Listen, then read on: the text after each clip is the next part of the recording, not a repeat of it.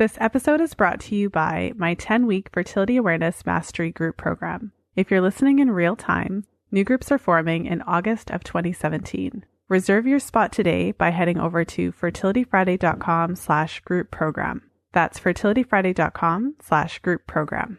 This is the Fertility Friday podcast, episode number 154.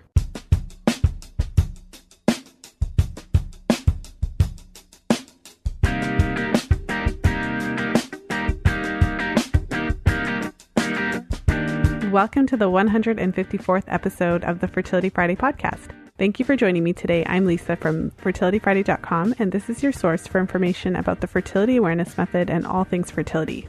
I'm so excited to share today's show with you. So in today's show, I actually have 2 interviews to share with you. So a while back, I attended the Restorative Health Conference here in Toronto, and I was able to interview 4 amazing practitioners who are leaders in their fields, and being able to attend the conference itself was just phenomenal. The information presented there was incredible. And so in episode 124, I actually aired the interviews that I did with Dr. David Brownstein and also Dr. Dennis Wilson. And today I'm very excited to share with you 2 interviews that I recorded. And before we jump into today's interview, I just want to remind you that registration is closing for the most current round of my group program. So my 10-week Fertility Awareness Mastery Group program is starting right away here. So I want to make sure that if you're wanting to be part of the group, that you have an opportunity to join us. So make sure to head over to fertilityfriday.com/group program. We're going to be together for 10 weeks, meeting every single week, really delving into fertility awareness, charting, going through each other's charts. One of the biggest feedback that I get from my ladies who are in the group is how much they really love not only understanding their own charts and having the opportunity to go through them and to really look at what those cycle parameters are looking like, and if they're not looking as we would expect them to be, really figuring out why that is. In addition to that, one of the things that my ladies love the most is being able to not only see and learn from their charts, but to learn from everyone else's chart in the group. So it's a really unique opportunity to delve into your cycles and really start to see how intimately your cycles are connected to your health. So I would love to have you in the group. Make sure to head over to fertilityfriday.com/group program and make sure to sign up today so that you don't miss out on this group, because we're about to close registration right away here. So the first interview that I'll be sharing with you today is the interview that I recorded with Dr. Joseph Pizzorno. So if you've never heard of Dr. Pizzorno, he is one of the world's leading authorities on science-based natural medicine. In 2000, Dr. Pizzorno was appointed by President Clinton to the White House Commission on Complementary and Alternative Medicine Policy. And in 2002, he was appointed by President Bush to the Medicare Coverage Advisory Committee. Dr. Pizzorno is the author and co-author of 10 books, including the internationally acclaimed Textbook of Natural Medicine and the best-selling Encyclopedia of Natural Medicine. And he also has recently released his newest book, The Toxin Solution. So I literally have one of his textbooks in my house.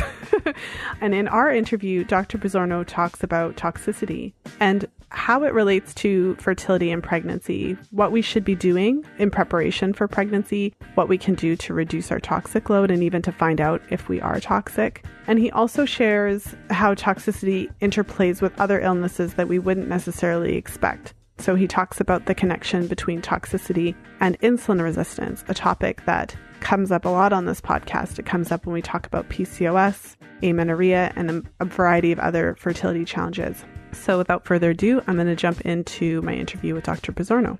So I am sitting here with Dr. Joseph Pizzorno. Thank you so much for taking the time to come on the podcast. Thanks for the invitation.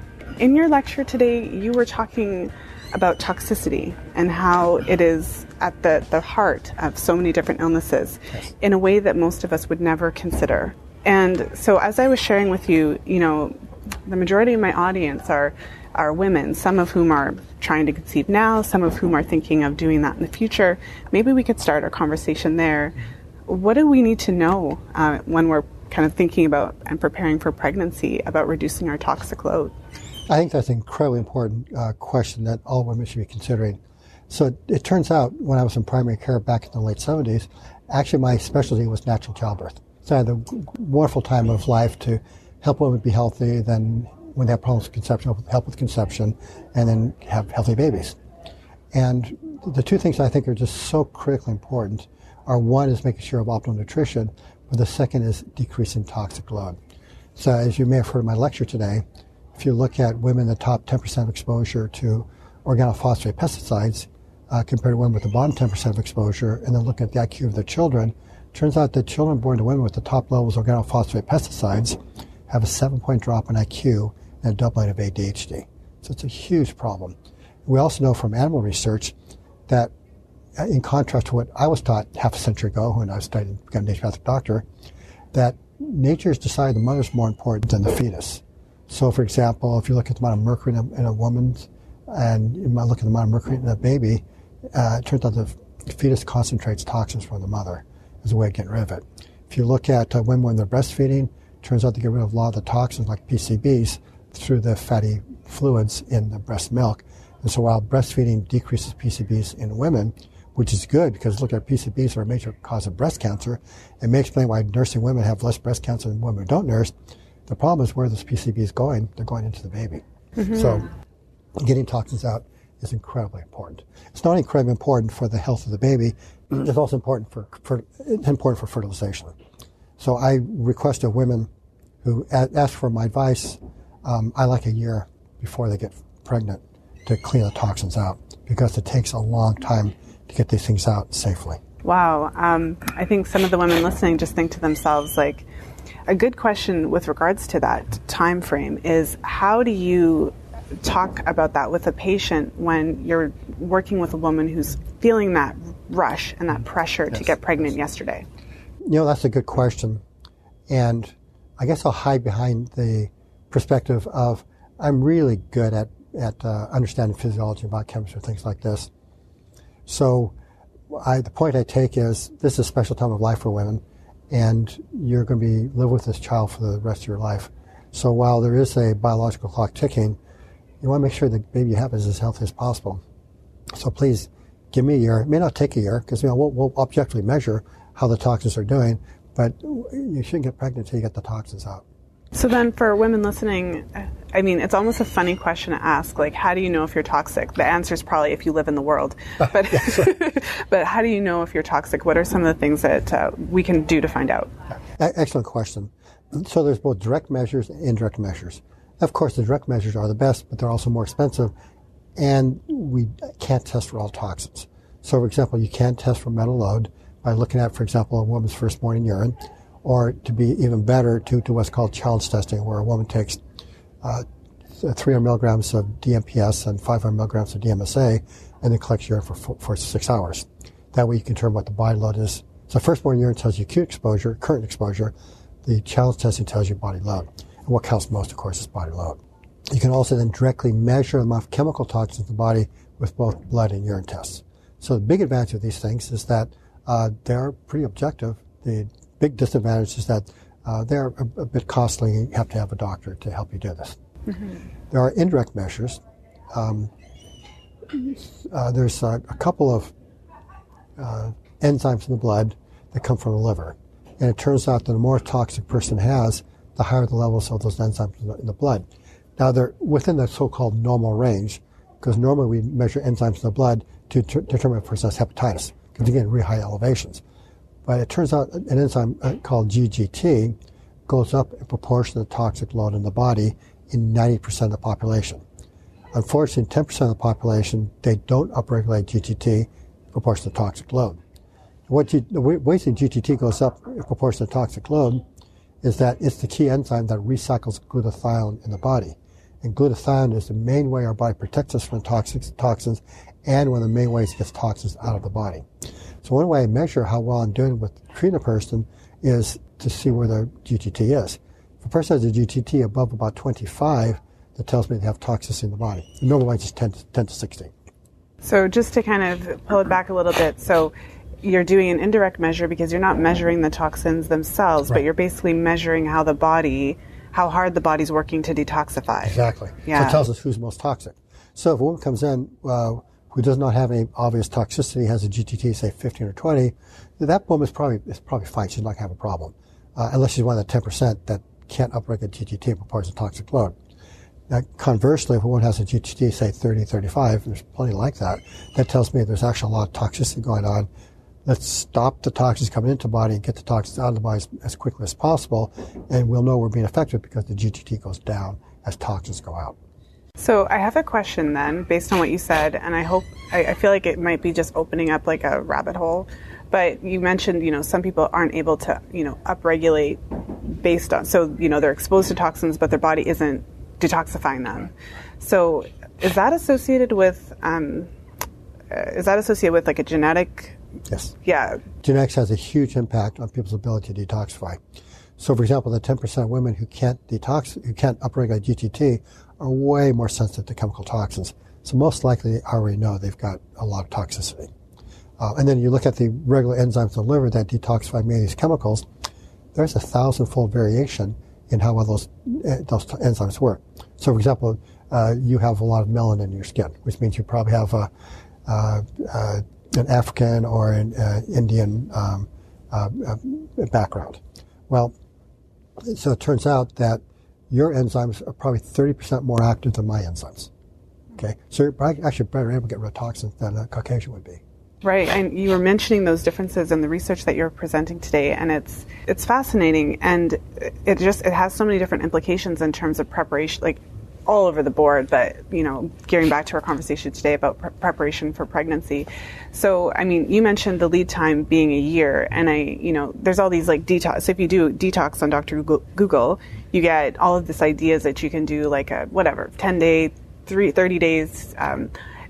But from what I'm hearing from you, it sounds like this is a much deeper problem that would, involve working with a skilled practitioner, really testing, figuring where you're starting from, doing the work over a period of time, and then having to go back and check to make sure you actually got it. Where does one start? So for the women listening, they're all over the world. A lot of them are in the States, some are in Canada, some are in Europe. Right. How do you find a practitioner? Right. So first off, any naturopathic doctor would know how to do that, because we are probably the most trained in that area of any practitioner in the world. If you can't find a naturopathic doctor, then find a functional medicine doctor. Ayurvedic practitioners have been trained in that area as well. We have to be careful not to take any of the Ayurvedic patent medicines, because these Ayurvedic combinations, they often intentionally add heavy metals to them. So I recommend people to be extremely careful about Ayurvedic medicines. Mm-hmm. Well, and so let's talk a little bit about the impacts then. So what happens if you don't find out your levels, if you don't have any inclination that this could be an issue for you? What are the potential issues for you and also for baby? Right. So if you're eating conventionally grown foods, using standard household cleaning products, using standard health and beauty aids, I can virtually guarantee you have high levels of chemicals and metals in your body. Okay. So unless you're living what I would call an organic lifestyle, that's going to be a problem. So that's one reason why I say a year. For over a year period of time, I want people to only eat organic grown foods. Look at their health and beauty aids, get all those health and beauty aids that are low toxicity, and then also improve the nutritional status and increase their fiber consumption. So it turns out dietary fiber is one of the key ways in which the body gets rid of toxins from the liver. And as we evolved as a species, we consumed 100, 150 grams of fiber a day. Now most people consume 15 to 20 grams of fiber a day. So there's simply not enough fiber in the gut to bind to the toxins, get them out of the body. Mm-hmm. Well, that's good. Definitely good practical advice, because I know a lot of the listeners will want to know, like, what can I do? Where do I start? But the message then to moms, you mentioned the impact on IQ, and in today's lecture, you mentioned the connection between high toxic load and a variety of chemicals to, illnesses like breast cancer and diabetes, which you wouldn't think that would be, and ADHD, and I'm obviously listing 4 of the 30 that you put up on the board. So maybe you can just speak to that in terms of the overall picture, because it's easy to focus on fertility and pregnancy, but ultimately it sounds like these exposure to these toxins can then impact our health way down the line in ways that we wouldn't expect. Absolutely. So I have a new book that's just coming out now called The Toxin Solution. And in this book, I go through the research showing that these toxins, these metals and these chemicals we're being exposed to as one of the side effects of modern civilization now appear to be the primary causes of chronic disease. So when I was in naturopathic medical school half a century ago, diabetes affected only 0.5% of the population. In other words, it was rare. I remember being excited my first year in practice when I finally saw a diabetic patient. Well, now it's 20 to 30 times more common. What happened? And while some people might say it was because of sugar, and certainly eating sugar is not good for you, but the sugar is not the cause of the diabetes, it's the chemicals. And what's happening is these things like the phthalates, which are in health and beauty aids, the phthalates are chemicals that actually bind to the cells and they cover up the insulin receptor sites. So in order to get sugar into the cells, the insulin in the blood has to connect to insulin receptor sites. If you can't connect the insulin receptor sites, then the pancreas has to overproduce insulin to get the sugar into the cells. Well, the problem is our bodies have great adaptive ability, and the pancreas can do that. But it only can do that for like 20 to 30 years, and the pancreas wears out. Now the pancreas can't produce enough insulin. Now diagnose the person as having diabetes. And it's not just diabetes. That's so interesting because I've had a number of professionals on the show talking about issues of PCOS, for example, Yes. and insulin insensitivity being a huge part of that. And here you are explaining, why that could be happening. It's incredible. Yes. So PCOS, one of the key things you can do with that, besides getting weight under control, but more importantly, get the chemicals out. These chemicals are so damaging to the body that researchers are now calling them diabetogens and obesogens. So one might say, oh, I'm overweight and that's causing my insulin resistance and that's causing my cystic ovaries. But what if I were to tell you, if you look at obese people, and we know obese people get diabetes, but obese people with the bottom 10% of chemical body load have no increased incidence of diabetes. So in many ways, the obesity is an indirect measure of exposure to chemical toxins in the food, in the air, in the water, in the health and beauty aids and such. So you decrease that toxic exposure, everything starts getting better in the body. I can't thank you enough for taking the time to share this with us today. I feel that your work is groundbreaking. It's going to make such a big difference in the world because you're making the connections that you just wouldn't think could be responsible for these things. And it's amazing and terrifying at the same time. So was there any, final thoughts given what we've talked about that you'd like to leave our listeners with today? Sure. Most people don't realize that only 20% of disease is due to genetics. All the rest is due to diet, lifestyle, and toxicity. So the reality is our health is under our control. So we can choose to live what I call a chemical lifestyle. That means you eat junk food that's marketed so heavily and is pretty inexpensive. And then when you get sick, you can go to doctors who prescribe chemicals to you. That's one pathway. And that pathway might be easy to do, but you're going to be more tired. You're going to be sicker, you're going to die sooner, and your children are going to have the same or even worse problems. Or you can live what I would call the organic lifestyle, where you eat real food, and you properly prepare your foods. Yes, you can use health and beauty aids, but you choose those health and beauty aids that don't have phthalates in them. And what happens here is that you live a healthier life, you have less disease, and when you need help, you go to a natural doctor like me, who works with you to help your body work better, rather than giving you chemicals that turn off the symptoms but allow the underlying problem with your body to continue and get worse. Amazing words to end on. Thank you so much, Dr. Pizzorno. Thank you. So I hope you enjoyed that interview with Dr. Pizzorno. It was a short one, 15 minutes. And in that 15-minute period, I feel like he completely blew my mind. And so to give you some context, I had just watched his lecture. So it was either an hour or 90 minutes, his lecture prior to that. And so you can just imagine how intense it was just to hear about the connections between toxicity and all of these illnesses. And so he has done such extensive research in this area, cataloging thousands of papers that reflect research that has been done over decades to really draw these conclusions. And so the work that he's done in this area is really both groundbreaking and incredible, and also terrifying because ultimately, we all have some degree of toxicity in our bodies. And there's no such thing as being toxin free in the world that we live in. So I feel like, coming down from that interview, one of the most important things to remember is that, what we can do is really reduce our load and just work towards doing better, reducing the load, figuring out where we're at, detoxifying if necessary, and of course, working with a trained practitioner to support us in that. So the next interview that I want to share with you is the interview that I recorded with Dr. Joe Clausen. Dr. Clausen is a naturopathic doctor who works out of Calgary, Alberta. and he teaches anatomy and physiology, cellular biology, and pathology at the Canadian School of Natural Nutrition in Calgary.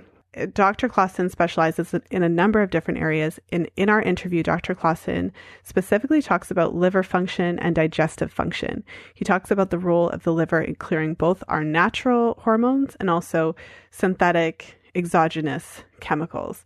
So our own hormones and also the hormones or hormone-like chemicals that are constantly circulating in our environment. So whether it's hand lotion, indoor chemicals that we're using, or one of the hormonal contraceptive options. We also talk specifically about hormonal contraceptives, what they're doing to our bodies, and just some dialogue around how impactful, like how they really impact our bodies. We talk about why long-term use of hormonal contraceptives is problematic. And of course, we talk about digestion and the critical role that digestion plays in maintaining endocrine balance and overall health. So without further ado, let's jump into my interview with Dr. Clausen. So I'm sitting here with Dr. Joe Clausen, and you work out of, where's your physical location? I'm in Calgary. In Calgary, Alberta. My clinic is Fish Creek Naturopathic Medicine. And I do a bit of time consulting for the Rocky Mountain Analytical Lab, doing laboratory testing. Okay, wonderful. I was born in Calgary.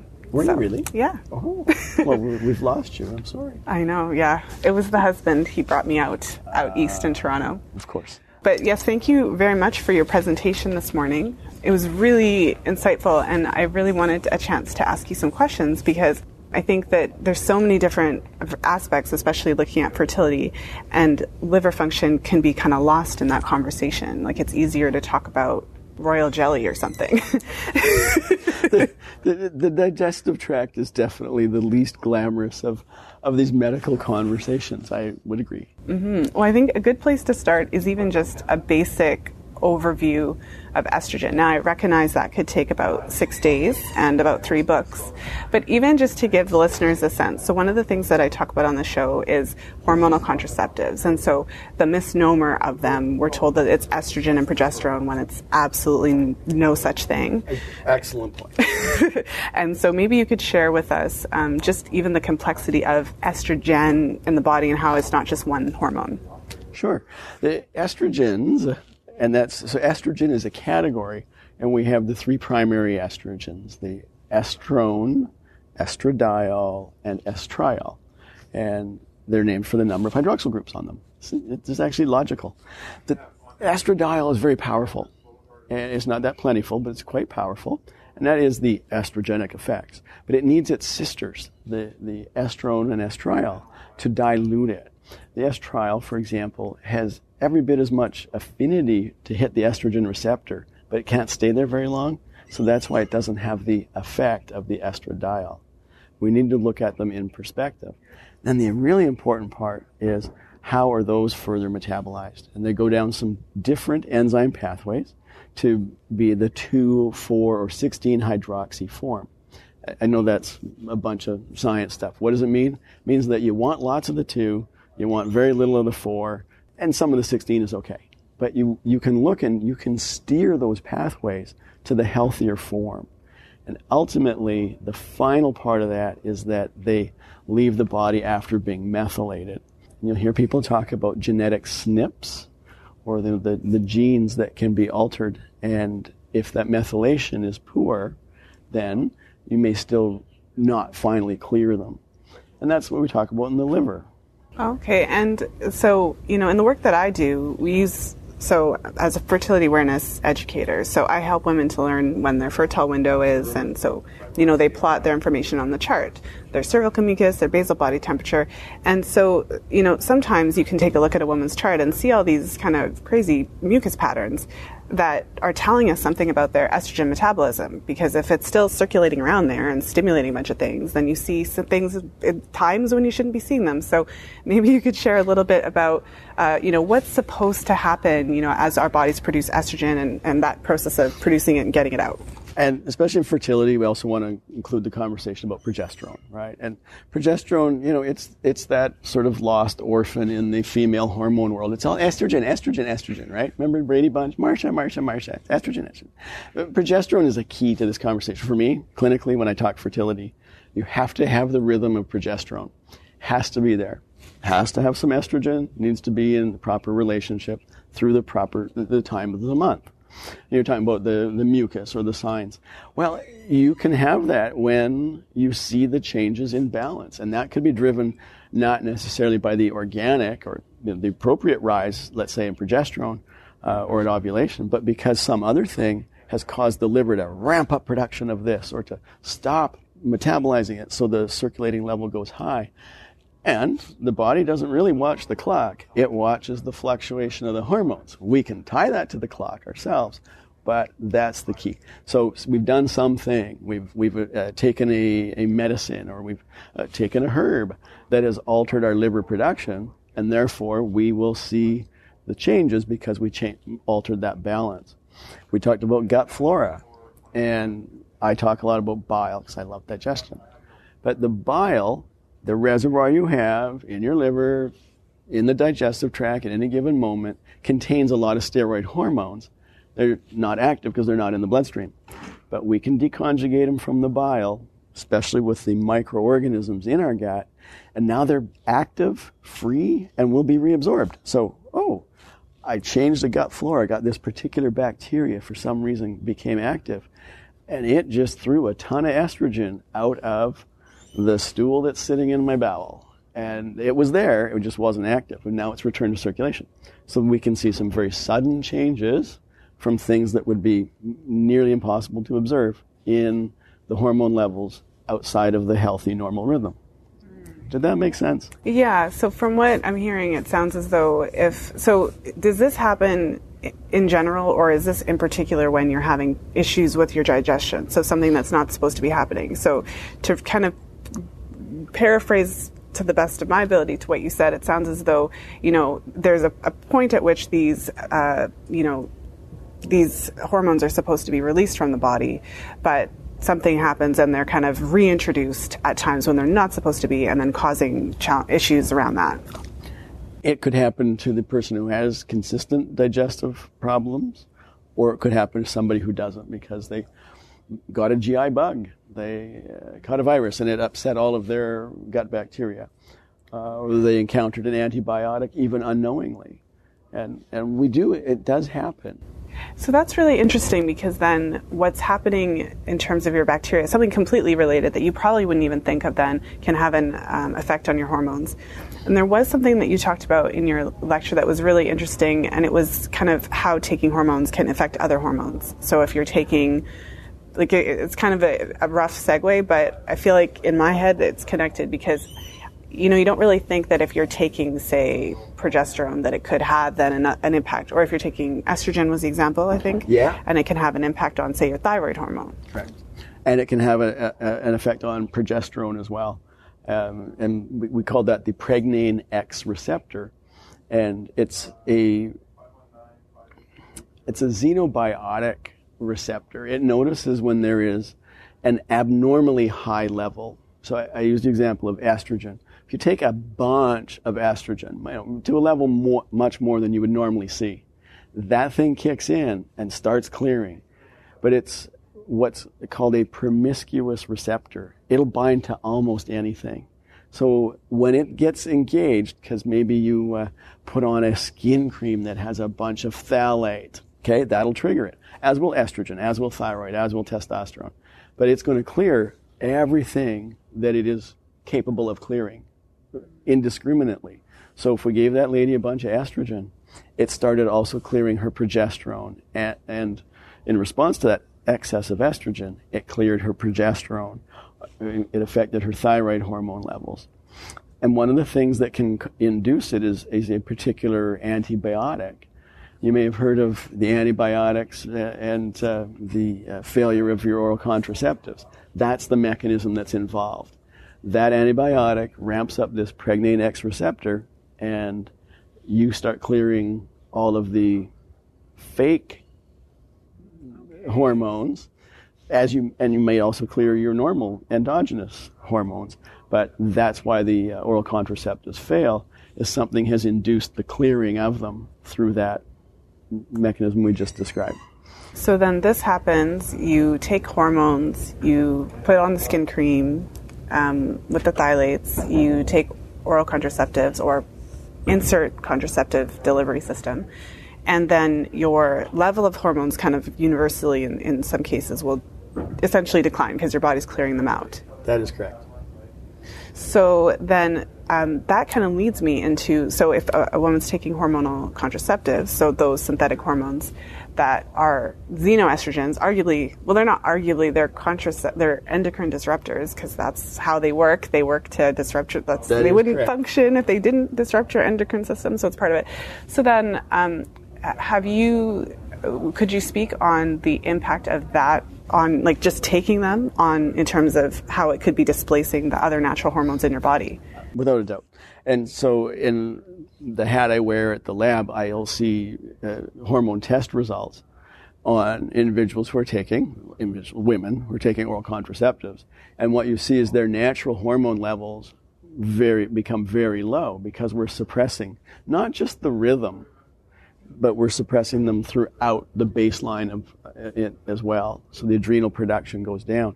And that the progestogens, which, yes, I love what you said earlier on, that, these are not progesterone, these are not estrogen. The estrogens, they're kind of like estrogen, and they have their place.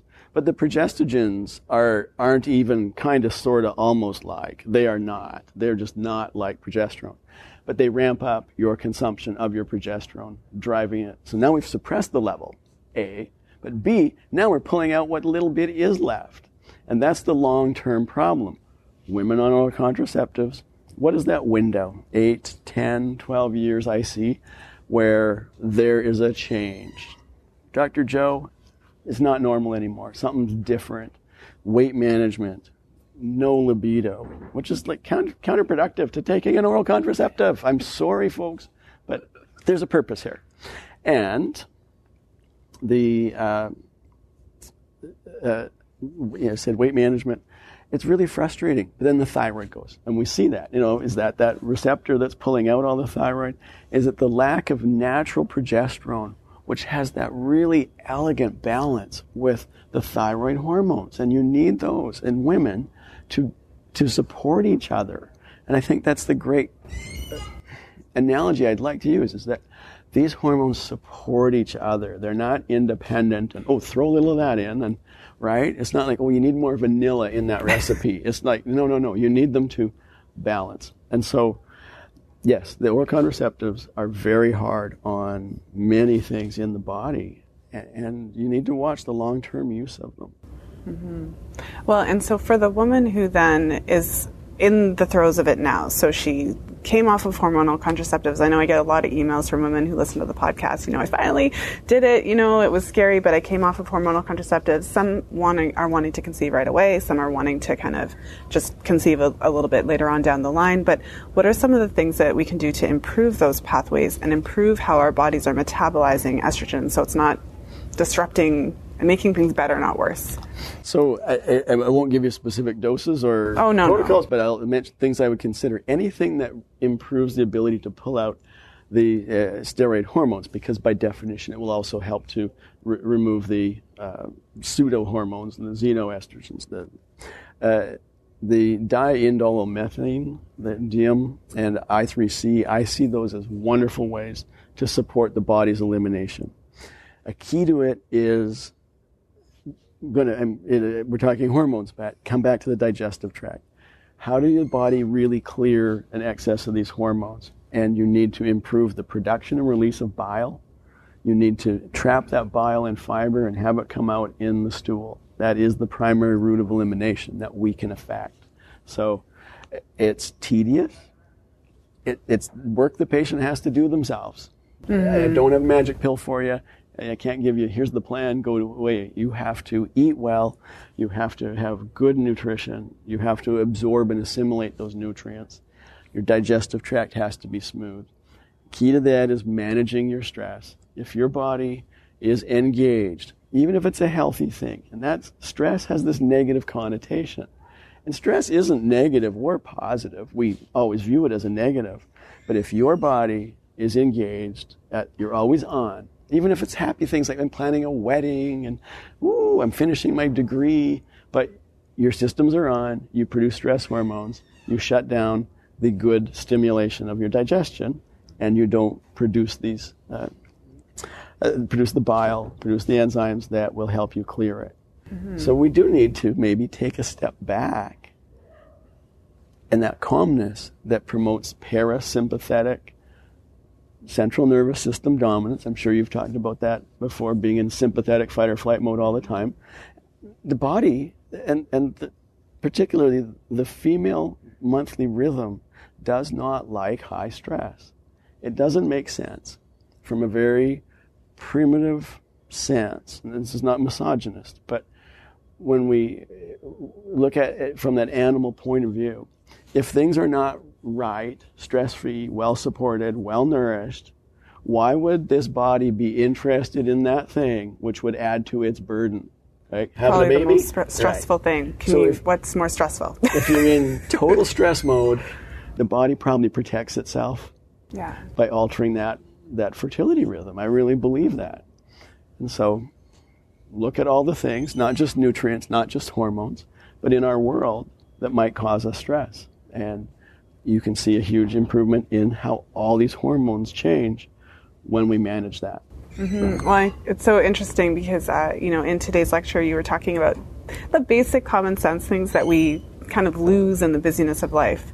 Even just sitting down to eat. Absolutely. And actually giving yourself enough time to chew your food and maybe eat with a friend and talk and laugh a little bit. and look at it in every culture. Across the globe, Western cultures, and go to Africa, go to every continent, go to, north of the Arctic Circle. And what do people do when they eat? They congregate. Yeah. They do. They gather. They take their time. It is that celebration. Every meal is gratitude on our bounty, and we don't even appreciate it anymore that we are so well fed, because it's lack of calories is not an issue for any of us, hardly. Mm-hmm. And for any of the listeners that think we're going on some tangent about birds in the sky and this lovely, it's actually related to how well you digest your food and how well you, remove toxins from your body. I couldn't agree more. You know, but that's what I do. But I really believe that, let's say your fertility is obviously your forte, and I love the things that you're saying. I really do. It's easy to go there, and you should go there in the fertility conversation. Go to hormones. Yes, this is part of it. But understand that we can't look at hormones in the absence of looking at these other things. Mm. And hopefully that's what I would, bring into that conversation. Yeah, let's look at the hormones. Let's do some testing, or let's have a great visit with the doc who understands how to help you look at your rhythm and measure it. Whether you say you're doing, looking at mucus, you're looking at basal body temperature. Those are awesome ways to do it. And the reason I really like that is because it engages the patient in it. Mm. If they do the lab test with me, I'll say, oh, here it is. If they do it themselves, they go like, oh, I get it. I feel it. It's more nuanced, and I love when, we put the work back to the patient. But do you understand why that makes sense for them? Absolutely, yeah. Like I've seen it if a client is struggling with something, it's interesting how it'll show up in the menstrual cycle chart, but then, then you kind of send them to their naturopath and they sort out some of those gut issues, and then they come back in a month or two, and then the whole chart looks completely different, and they're the ones plotting the information. And there's nothing you can say that is as impactful as having them see it and feel the change for themselves. Experiential learning. Yes. Says the kinesthetic learner. But yeah, we talked about digestion. It's not just the nutrients you're taking in, although I really do also want to include, I've said digestion and foods, but beauty products, cleaning products, and the negative effects they can have, because they also can be xenohormones. Yeah. And engage that whole conversation we had a few minutes ago about ramping up estrogen metabolism or progesterone metabolism. So the fact that you get a bunch of something in your skin cream could cost you your progesterone, theoretically. I like the way you put that. Well, and I think that, you can easily do like a search on Dr. Google and find all kinds of information about a liver detox, when arguably the first step could be to stop insulting your liver with all the skin cream and all of the things. Oh, yes, yeah, absolutely. And what you breathe in, and how an example of something, not on a tangent, but I don't think it surprises anybody when we say that you want to watch those petrochemicals in your makeup you might put on your skin. But look at your automobile. Do you park your automobile in your garage at home? Yes. Does your garage smell like a garage? Yes. Well, okay, it's toxic. Those are volatile organic chemicals. But people who park their automobile in the sun, it's hot. And what do they do when they jump in it? They put it on max air conditioning, right? Which means they don't get any fresh air in the car. What they need to do is roll down the windows for the first 200 yards they drive and get rid of that air that's now full of phthalate. The gray film on the inside of the windshield of your car, you know how it keeps building up and you can't get it off? It's because it's oil, right? It's not dirt. That is phthalate. The plasticizer that makes your leather seats indestructible, that's phthalate. You've got to leave your windows down when you park your car in the sun, folks. You got to, air out the garage. Make sure that you've got ventilation in your garage in the summer. Put your chemicals, your paint cans, all that stuff that makes it smell like a garage, put it in a lockable, those plastic things you can get in any of the big hardware stores, and put it outside. Yeah. And in the shade. Well, as we kind of wrap up today, whenever I have conversations with women that I'm working with about xenoestrogens, the distinct feeling that I always get from them is one of overwhelm. I think that for a lot of people, stumbling across this information, having just been like going about their lives, and so they, for instance, they discover the podcast, they come in to see you, hi, Dr. Clausen, I've got something, whatever, and then they end up getting this intense education about all the chemicals, the phytoestrogenic chemicals. How do you have that conversation with your clients in a way that doesn't overwhelm them? Scare them away and they never come back because it sounds overwhelming? Absolutely. That is a legitimate phenomenon. It so is. They never came back. Baby steps. Number one, you don't have to go and throw out everything that's in your house at this moment. Do not fall for the sales pitch. People, I learned long ago when I was in sales that when you can't win your argument on its own merits, you can't win the deal on the quality of your product, you resort to FUD. Fear, uncertainty, and doubt. You scare people or confuse them. And so that's what you're getting when you have too much information or conflicting information. I want to stay away from that. What I want to do is say, look, as you replace any product, anytime you run out of window cleaner, you run out of makeup, you run out of tampons, I want you to then make a better choice when you purchase your next refill. That's all. Just don't throw everything out. Just use it up. But as the window cleaner, as the floor cleaner expires, purchase a better choice of product. And there's lots of good alternatives available right now. Second is do it in bits. We're going to talk about this first. We're going to talk about that first. And in fertility, and our conversation today is typical. We talk about women the whole time. It's fertility. Yeah. And so can I invite myself for a future interview on the men? When's the last time somebody talked about how to make healthy sperm, how to make good semen? That's a conversation that's every bit as important. So I digressed there, but that is my habit. Oh, but I will have you on the show. Actually, I've been having, I've done a few, so men do come up on the podcast, probably not as much as they should. I've devoted one episode specifically to men, and then there's been other episodes where we focus on it directly, but I have been getting a lot of women requesting it because it's something that I've had it where even though it came up that he potentially had an issue, for example, in a number of different clients, she still thinks that she's, 100%, because of the mindset, right? We carry the baby. We live in a society that really is really, really good at making women feel that they are their own problems. Yeah. Right? We do. We sell, and the marketing companies sell that dramatically, right? Yeah. Oh, you can feel a lot better if you buy our product, wear our makeup, do your hair this way, buy our clothing line. And we've taught women to feel that they are, in their natural state, a problem. And there's one message I always have for women. It's like, you just never know how beautiful you are. And I mean, I'm a dumpy middle-aged guy here, right? I don't want to be creepy. But I mean, as time goes on, I realize like women's ability to question themselves, to doubt themselves, to feel insecure is just staggering in how good you are at that. Yeah. And I want to say, please stop.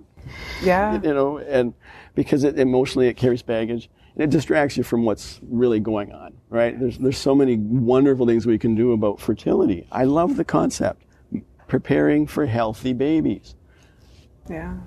It's not just fertility, but it's a part of it. But preconception. Hey, let's think about it 6 months ahead. What do we do here? Yeah. And not just her. And so I love not that you bring it up. And the men, a woman was born with all the eggs she's ever going to have.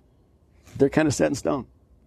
I can have much more influence on the toxicity today by dealing with him. Oh, yes. So that's the one I can have a greater influence on, changing the genetic inevitability, whatever it might be, right? Hers is set, his variable. Yes. So that's a good target as well for preparing for healthy babies. Incredible. Well, as we close today, do you have any words of wisdom for the women who are listening, just given everything we've spoken about? That's a great opportunity. I thank you for that. Number one is don't get lost in all the information. We have so much information, a lot of it conflicting, and so much of it is given by the vendors of the products that the information supports, right? And that's classic problem. Get information from a qualified professional. There are many different, whether it's your naturopath, an osteopath. There are chiros who do some really great things energetically, acupuncture. And your MD, you need to find a medical doctor that makes you feel good about your visits. But do not put up, as you wouldn't put up with bad service at the tire shop. Why would you put up with bad service from somebody giving you medical help? Do not tolerate that. That would be my message. I love that so much. If you listened to 2 but 3 episodes of the podcast, you would appreciate how much I love what you just said. So thank you so much. It's been a pleasure. Thanks for inviting me. Gosh. Oh, yes. Thank you again. You're welcome. I hope you enjoyed my interview with Dr. Clausen. Thank you so much for listening to today's episode. It was just a treat to be able to interview these 2 incredible practitioners in their field. It's one of the benefits of doing this podcast to really be able to talk to so many thought leaders in their fields who have a real drive to support their clients in actually getting better. And I feel like that is the most profound takeaway from all of this. When you're learning from practitioners of natural medicine or functional medicine, their goal is to help their clients to actually get better, to feel better, to overcome their challenges, and to really regain and maintain their health. And it's such a different paradigm, unfortunately, to our traditional medical model. So it's so refreshing when we're able to have conversations like this and share conversations like this. And I am just so honored to be able to share these conversations with you. If you enjoyed today's show and you know somebody who may benefit from hearing this, I would encourage you to share it. You'll find the show notes page for today's episode at fertilityfriday.com/154. Whether you've been charting your cycles for a while now, or whether you've just discovered the amazing world of fertility awareness and you're really looking for some support in gaining confidence in your charting, identifying the fertile window, or understanding what's happening in your cycles, now is a great time to have found the podcast. And now is also a great time to jump in and join the group program. So make sure to head over to fertilityfriday.com/group program, and you can join us in my 10-week Fertility Awareness Mastery Group program, where we really have the opportunity to dive in deeply into your cycles, into your charts, and have this amazing tool for the rest of your life. As I'm recording this, I just finished my main program. I also have a 101 program where I work with clients predominantly one-on-one. We work together for 6 months, and it's just an incredible transformative program. And so at the time that I'm recording this, I actually just finished up with one of my clients, and it was so nice. And if she's listening, she'll know. But we had our session, and I'm checking in with her, like, how's everything going? How are you feeling? And she was just like, yeah, I'm good. I'm pretty good. I feel great. She was set. After our program being together, she was super confident in charting, super confident in using the method, and really excited to have this non-hormonal birth control method for the rest of her life. And for me, it was this incredible moment where I realized, like, wow, I've achieved what I've wanted to. Because what I want for you is what I've been able to take for granted all these years. I've been able to take for granted having this non-hormonal method of birth control that's really effective, that has empowered me to understand my cycles and has empowered me to make decisions throughout my reproductive life, and has helped me to preserve my fertility and to continue to be ovulatory and to continue to benefit from having my natural estrogen and progesterone in balance throughout all these years. And so that is why I do this. And so if you would like to learn more, make sure to head over to fertilityfriday.com/group program and jump in and join us. So I just want to thank you for hanging out with me today. I really appreciate all of you for taking the time to tune into the podcast. I really appreciate all of you for supporting the show. As I record this, it's almost been 2 years that it's almost been 3 years. See, it's been so long that my brain isn't even working properly. But it's been almost 3 years that I've been doing this, and the community that has formed around Fertility Friday is just incredible. So thank you so much for being part of that. Have a wonderful week. And as always, until next time, be well and happy charting.